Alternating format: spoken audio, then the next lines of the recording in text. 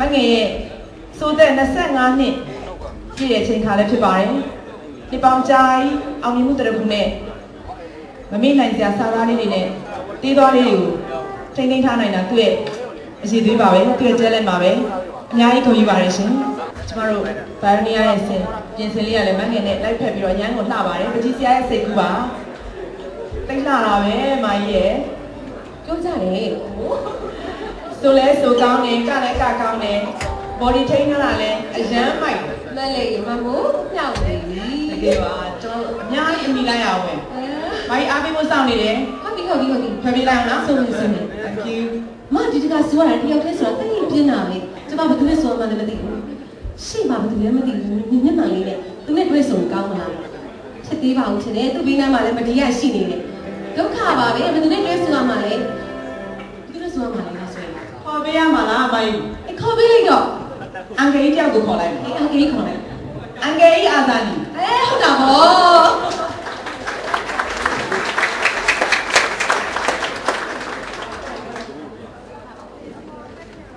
မင်္ဂလာပါကျွန်တော်တော်အသက်ကြီးသွားတယ်ဟုတ်တယ်ဒါမှလိုက်မအောင်သူကချစ်လိုက်တာနော်အဖြစ်သေးလို့ဖြစ်သေးလို့အမိလို့ပြောရမှာမနေတခါလေးရှင်ကဘာဆုံးမလဲပြောနေနေငါလေကောင်းလားစုမယ်လေစုမယ်နော်